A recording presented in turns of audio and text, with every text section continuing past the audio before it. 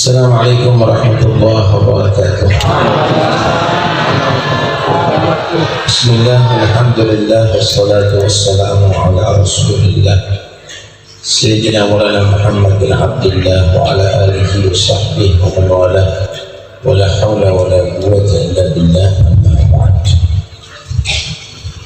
Kita menghormati para habaib, para ulama, khususnya Habib Ahmad bin Abdullah bin Ali al-Mahbar, pengasuh pondok pesantren dan majelis alim Al-Habib Mahdi bin Ahmad al-Mahbar, hadirin dan hadirat yang dirahmati Allah Subhanahu wa ta'ala. Manusia ini diciptakan oleh Allah, juga jin diciptakan oleh Allah mempunyai satu tugas, yaitu beribadah kepada Allah. Ma khalaqtul jinna wal insa illa liya'budun. Ibadah kepada Allah itu ada aturan dan caranya. Semuanya harus merujuk kepada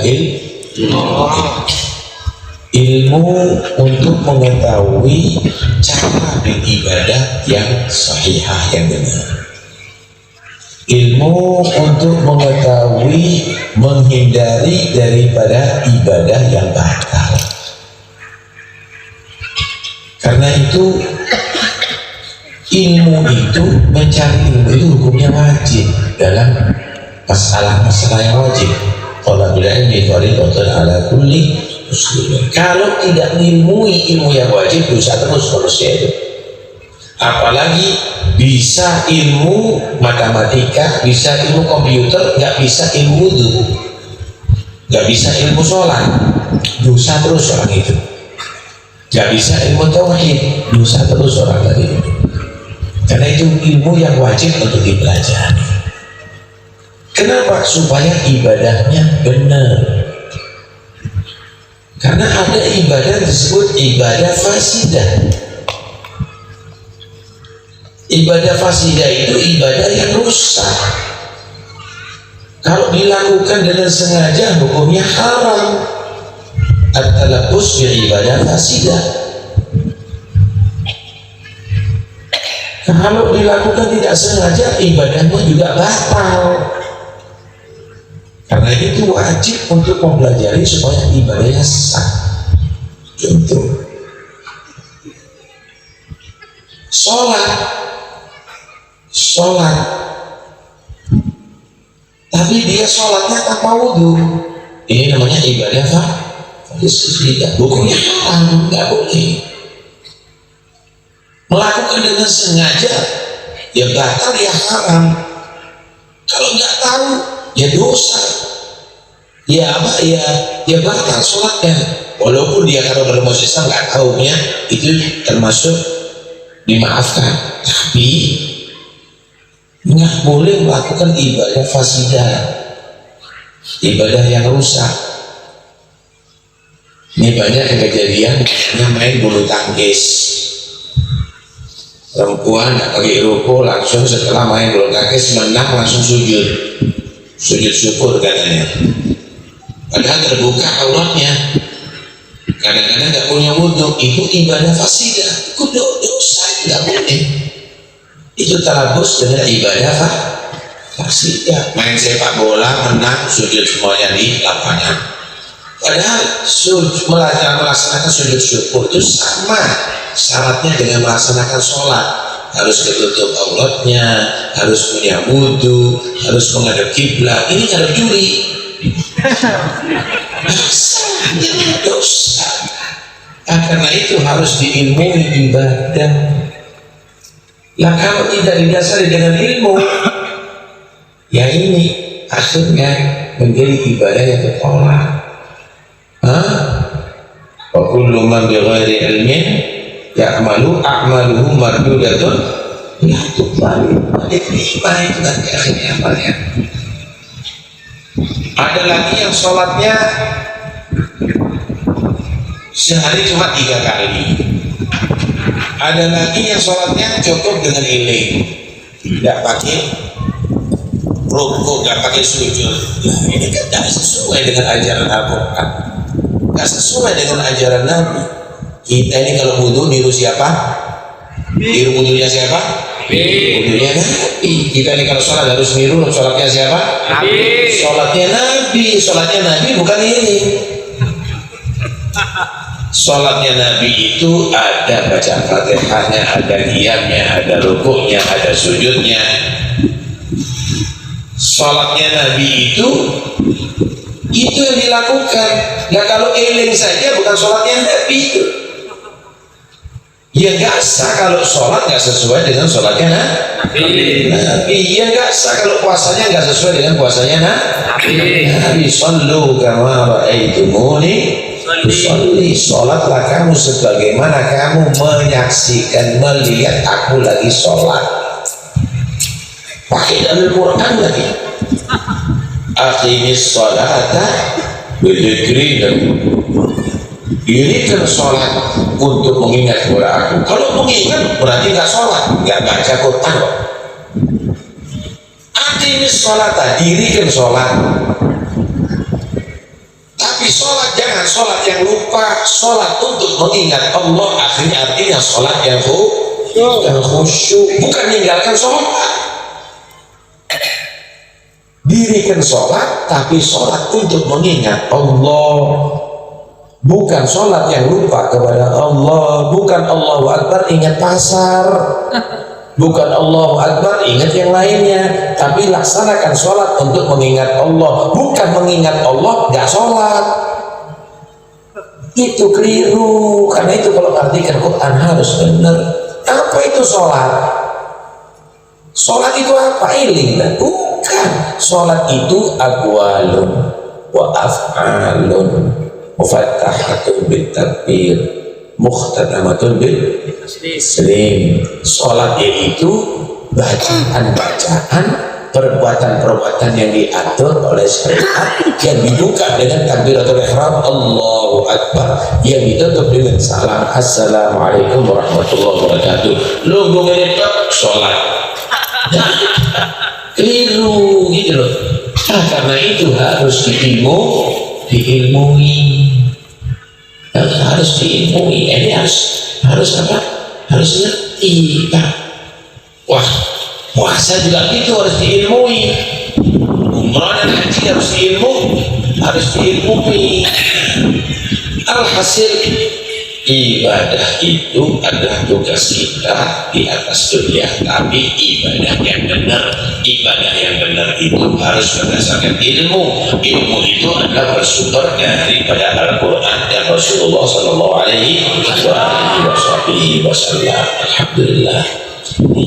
Karena itu dibuka majelis taklim itu hadiri. Sampai hari ini kalau menghadiri majlis seperti begini, majlis taklim yang diajarkan ilmu itu, ini adalah ibadah yang luar biasa loh Pak. Huduru majlisi ilmin sa'ah khairum min an tusalliya alfa rak'ah wa ta'uda alfa marid wa tusyayyi'a alfa jinazah. Menghadiri ilmu sesaat, ya, menghadiri ilmu sesaat itu pahalanya lebih afdol, artinya lebih besar daripada sholat sunnah 1000 rakaat ditambah menjenguk orang sakit 1000 orang sakit ditambah mengubur 1000 jenazah. Tiga-tiganya ini dijadikan satu dengan hadirnya sampean ini ada di majlis seperti ini, lebih afdol, lebih gede pahalanya hadirnya sampai di majlis ini. Alhamdulillah. Itu beruntung sampai di beruntung besar. Man yuridillahu bi khairan yufaqihu fiddin. Siapa orang yang Allah kehendaki untuk diberi kebaikan, orang yang Allah kehendaki untuk Allah berikan kebaikan. Kalau orang berharap kebaikan dari Allah itu umum, tapi ini Allah menghendaki untuk memberikan kebaikan. Berarti hebat sampai. Saya mau tanya, kalau ada orang hormat sama presiden, umum apa enggak? Tapi kalau presiden hormat sama orang itu, banyak ini. Kalau orang berharap kebaikan daripada Allah, itu adalah hal yang biasa. Tapi kalau Allah menghendaki untuk memberikan kebaikan kepada orang itu, ini orang istimewa. Siapa orang yang Allah ingin untuk memberikan kebaikan, maka orang itu dijadikan oleh Allah senang belajar agama, senang belajar ilmu agama. Berarti sampai yang ini sekarang dikumpulkan ada di sini adalah Allah menghendaki ingin memberikan kebaikan kepada sampean. Alhamdulillah. Man kharaja min baitihi lam yaqsid illa ilman kana fi sabilillah hatta yarji'. Siapa orang yang keluar dari rumahnya tidak punya tujuan kecuali karena cari ilmu, dari niat untuk cari ilmu. Mudah-mudahan banyak ngomong semuanya. Amin. Maka orang itu adalah dianggap, dinilai di sisi Allah adalah orang yang jihad fisabilillah.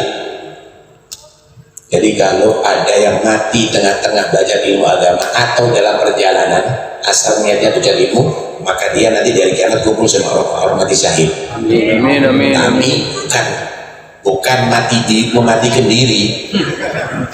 Allah terus ditabrak misalnya. Ya lain, kalau memang ditakdir mati dalam keadaan perjalanan atau tengah-tengah mencari ilmu, maka dia adalah fisabilillah. Dia dianggap gugur dalam membela agama Allah. Lihat yang luar biasa. Man salaka tariqan yaltamisu fihi ilman sahalallahu lahu tariqan ila jannah. Siapa orang yang berjalan untuk mencari ilmu, sampai keluar dari rumah ke sini untuk mencari ilmu. Siapa orang berjalan untuk mencari ilmu, maka jalannya ke surga dimudahkan oleh Allah. Amin, amin, amin. Masuk surga itu bukan seperti masuk alun-alun, mudah. Tapi masuk surga itu ada proses. Pertama, dia harus mati husnul khotimah. Orang mati husnul khotimah ini ya berarti orang yang beruntung. Kenapa? Karena orang sebelum mati itu ada sakarat. Oh, sakarat enggak? Sakarat itu sakit dalam merasakan keluarnya ruh dari jasad. Kata ulama, asyaddu alaman alfi qa'natin bisayf. Sakitnya sakaratul maut itu lebih sakit daripada sekaligus ditusuk sama 1000 pedang sekaligus. Ya Allah sampaikan tusuk 1000 pedang. Dalam keadaan sakit itu matinya harus khotimah.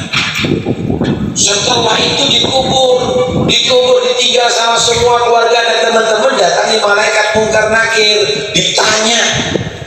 Pertanyaannya dikatakan suaranya seperti hari hitam. Nggak peduli ulama atau bukan, nggak peduli orang soleh atau bukan orang soleh, suaranya keras. Kalau nggak dapat rahmat Allah, berat untuk bisa menjawab. Lalu sampean ditanyai sama babin saja ngeri kok, apalagi ditanyai sama malaikat mungkar nakir. Harus bisa jawab, ada di kubur.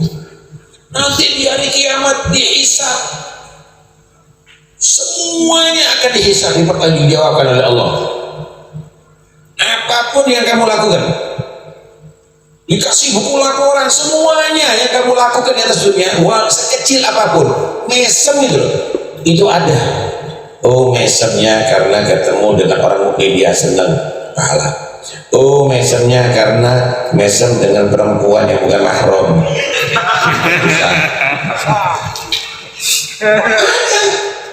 Mari hadal kitab la yughadiru saghiratan wala kabiratan illa wajadu ma'amilu hadira wala yadhlimu rabbuka ahada.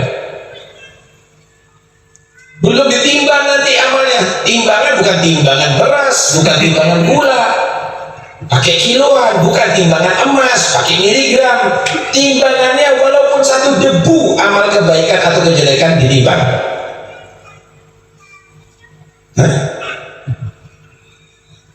Semuanya. Wa may ya'mal mithqala dzarratin khairan yarah. Wa may ya'mal mithqala dzarratin syarran yarah. Sampai di giring di tepi jahanam ada jembatan yang ada minas sya'rati wa ahadun nasayf, lebih kecil daripada satu rambut, lebih tajam daripada pedang. Semua harus lewat situ. Wa in minkum illa wariduha kana 'ala rabbika haqqan maqdiyya. Semua harus lewat jembatan itu. Gak mungkin akan bisa selamat kalau tadi tolong sama Allah. Gak mungkin. Jatuh daripada jembatan kecil itu, bukannya dia belum kali, sedang masih langsung diterima jahanam. Lah, kata Nabi, begitu banyak agabar, rintangan-rintangan bagi orang untuk masuk surga. Tapi kalau orang yang berjalan untuk cari ilmu yang manfaat, maka jalannya ke surga dimudahkan oleh Allah. Amin. Sakitnya sakaratil maut akan diringankan oleh Allah. Mandinya husnul khatimah. Di kuburan dijadikan dia tegar, bisa menjawab pertanyaan malaikat munkar nakir. Hisabnya oleh Allah diringankan, dosanya dimaafkan, timbangan amal kebaikannya diberatkan, menaiki jembatan sirat secepat kilat masuk surga dengan selamat. Bagi siapa? Man iltamas masalaka tariqan yaltamisu ilman sahalallahu lahu tariqan ila jannah. Siapa orang berjalan untuk mencari ilmu, maka jalannya ke surga dimudahkan oleh Allah. Amin. Luar biasa ini hadis. Luar biasa. Mastama'a qaumun yadhkuruna Allah ta'ala illa haffathumul malaika wa ghashiyatuhumur rahmah wa nazalat 'alaihimus sakinah wa dzakarallahu fi man indah. Tidak ada manusia berkumpul untuk melakukan zikir. Zikir itu juga ilmu, zikir itu juga ibadah, taat. Nah, karena itu Allah menyatakan dalam Al-Quran, fas'alu ahla dzikri ay ahla ilmi kuntum la ta'lamun.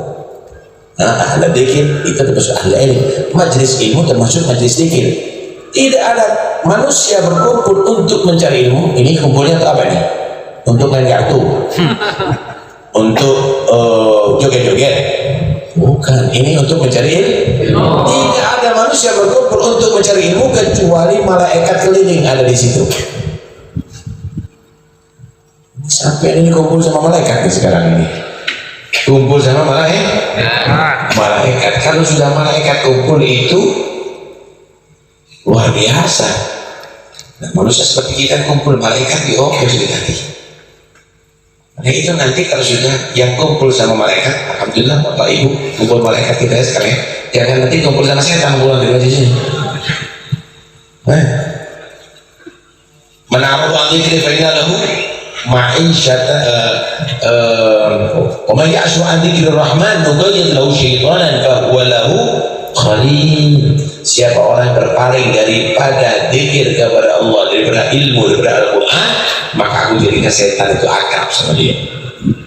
Jangan nanti di sini ada sholawat, nanti ada orkes, ikut juga nanti kumpul malaikat, kumpul setan. Jangan nih, kalau sekarang kumpulannya malaikat cukup nih, terus kumpul sama malaikat ini, selalu zikirnya, sholawatnya jangan ditinggalkan dari majelis, dari kehidupan Anda. Wa ghasyiyatuhumur rahmah, diliputi dengan rahmat Allah Subhanahu wa ta'ala. Sampai sekarang diliputi rahmat. Masya Allah, rahmat ini yang membuat manusia itu bisa selamat dunia sampai akhir. Manusia rahmat itu yang bisa menjadikan manusia selamat dari neraka sampai masuk ke dalam surga. Bukan amalnya sampean. Rahmat itu memaksakan masuk surga bukan karena amal sampean, tapi karena rahmat Allah. Nah kalau gitu, untuk apa kita beramal? Untuk supaya dapat rahmat. Jadi sampean kalau kepingin dapat rahmat Allah harus mempersiapkan diri. Nih, tak kasih gambaran sampean mau tak kasih susu misalnya hari majlis ini, semuanya sudah punya gelas masing-masing, sampai harus siapkan gelasnya, yang bersih kemudian untuk menerima, tak curi susu. Berarti tugasnya sampean adalah mempersiapkan gelas untuk menerima susu. Rahmat juga begitu. Allah akan berikan rahmat kepada sampean, tapi ya siapkan untuk mendapatkan rahmat Allah. Bagaimana persiapan dari rahmat Allah? Ya zikir, ya baca Quran, ya hadir majlis ini, ya sholat berjamaah, ya ada di masjid, kan? Itu mempersiapkan diri untuk mendapatkan rahmat Allah. Berarti Anda ini ibadah, bukan ibadahnya yang bisa menyampaikan ke surga, tapi rahmatnya. Sampai yang beribadah itu mempersiapkan diri untuk mendapatkan rahmat. Kalau sudah dapat rahmat, insya Allah sampai masuk ke dalam surga. Karena itu yang benar ibadahnya. Kira-kira kalau ada orang misalnya mempersiapkan gelasnya, tapi gelasnya maling, bisa masuk nggak susunya? Nggak bisa. Gelasnya miring, kuta nggak bisa ya. Benar. Gelasnya kotor. Kalau diisi susu ya kotor nantinya. Nggak mungkin gelas kotor, gelasnya bocor. Ya nggak mungkin akan diisi dengan rahmat Allah. Sampai juga begitu. Kalau bawa hati, bawa ibadah, jangan ibadah yang bocor, yang khusyuk. Jangan ibadah yang kotor, yang ikhlas. Disiapkan gitu. Nah kalau sudah begitu, wah penuh dengan rahmat Allah. Begitu, dibuka tapi bocor. Kotor, ada sombongnya. Walaupun umroh haji tapi sombong. Masuk rahmat Allah nggak bisa, bocor, habis. Paham ya? Kotor nggak mungkin akan dikasih kalau dikasih kotor. Nah sampai misalnya minta susu tapi dalamnya banyak keletongnya misalnya, siapa mau ngusi susu ada di keletong? Nggak mungkin. Begitu juga kita kalau dapat rahmat Allah, ibadahnya yang bersih, hatinya yang bersih, ibadahnya yang khusyuk, yang ikhlas, baru dapat rahmat Allah. Nah kalau sampai hadirnya di majlis ini karena Allah ikhlas ingin dapat rahmat Allah, insya Allah sampai dapat rahmatnya. Amin. Kenapa hadir majlis ini? Karena pacar saya ada di belakang hadir. Nah dapat rahmat, bocor, kotor, nggak dapat. Kemudian insya Allah sampai akhirat kita selalu dirahmati Allah. Iya Pak. Nggak bisa hidup kita kalau tidak dapat rahmat Allah. Saya mau tanya sama sampean, ini ibu juga saya tanya, sampean punya jantung bergerak sekarang, yang gerakan siapa? Sampean. Sampean tidur itu tetap bergerak, dan bergeraknya sesuai dengan kebutuhan sampean. Kalau dipercepat gerakannya ngos-ngosan. Kalau sampai diperlambat gerakan jantungnya oleh Allah, sampai juga nggak kuat, lemes. Bagaimana Allah menggerakkan jantung Anda sesuai dengan kebutuhan Anda? Ginjal juga berfungsi, paru-paru juga berfungsi. Tuh lihat kalau bagaimana kalau ada orang sakit paru-paru, sakit jantung, sakit sulit kehidupannya. Ini semuanya karena rahmat Allah. Amin. Nah, karena itu jangan sampai lupa berharap rahmat Allah. Hidup dunia perlu rahmat Allah, sampai di akhirat juga perlu rahmat Allah. Menghadiri majlis ini adalah turun rahmat Allah. Alhamdulillah untuk kita. Kemudian wanazalat alaihimus sakinah, turun di majlis seperti ini sakinah, ketenangan jiwa. Allah, ini saya yakin banyak orang punya masalah di sini. Mungkin punya utang terus bisa bayar, ya, mungkin ada masalah macam-macam, tapi hadir majlis ini tenang jiwa kita, ya enggak? Bubar buat mana nanti? ketenangan jiwa ada Pak di majlis seperti begini. Allah kasih tenang jiwa kita. Alhamdulillah diceritai Rasulullah, dinasihati agama, ini penenang jiwa. Ini berkat majlis-majlis ini, apalagi tadi sholawat salam kepada Nabi, tenang jiwa. Yang hebat, sebagaimana sampai menyebut Allah, Allah akan menyebut nama sampai di hadapan malaikat Allah. Jadi malaikat ini semuanya akan menjadi saksi bahwa sampean adalah orang yang disebut oleh Allah. Artinya sampean betul-betul akan dilindungi oleh Allah. Amin. Dikasih oleh Allah, dicintai oleh Allah. Alhamdulillah. Karena itu sampean kalau hadir seperti majlis begini, lo anakmu di saya mau tanya, kalau sampean ini ada misalnya ketemu sama presiden, jatuh-jatuh ketemu bupati, wali kota, gitu. Sampai kepingin nggak ngajak anak-anaknya semuanya, ini nggak ketemu, tak foto nanti anak saya. Sampean kalau hadir di sini kumpul sama malaikat dapat rahmat, sudah kepingin ngajak anaknya.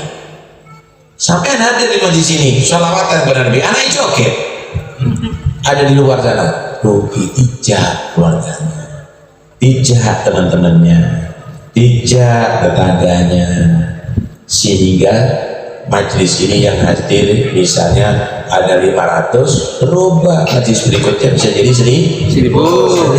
Kenapa? Sampai ngejak, lo sampai ngejak main kartu, ngejak futsal, yang ngajak untuk ke taman safari, ziarah bedes, ziarah bacun. Ya kan repot ini. Kalau majlis-majlis seperti ini ingat semuanya. Kemudian biasakan menghadiri majlis ini, jangan asal membawa telinga, tapi juga membawa hati. Ini ceramah Pak, itu kayak di rumah, tapi juga direnungi, diingat-ingat. Sampean ini kalau melihat film, setelah selesai film bisa cerita dari awal sampai akhir. Kadang-kadang lebih serem daripada filmnya. Iya enggak? Tapi kalau sampai dengar ceramah, coba buka majlis, ngomong apa Bibi? Mbulalian. Tidak ada keseriusan. Kenapa? Karena sampai nggak waktu, nggak mau hati. Nah kalau nggak mampu hatinya untuk mengingat semuanya, gawa pulpen, ambil buku, dibuat oleh-oleh dari keluarga kalau ada nggak hadir, atau temennya, aku tadi hadir majlis, ada cerita gini, Rasulullah itu ternyata begini, majlis ilmu itu ternyata begini, ada hadirnya keterangannya begini, oleh-oleh ini. Kira-kira sampean kira-kira kalau merasakan makanan yang lezat, ingat gak sama anak? Dibungkus, cini anakku bisa merasakan. Minuman juga begitu, baju juga begitu. Nah, ilmu kok dapat oleh-oleh dikeluarkan. Hadir majlis balik-balik mulai menemu bahwakan ini ilmu kepada keluarga Anda, sampaikan kepada tetangga Anda, sampaikan kepada teman-teman Anda, biar ilmu ini nular,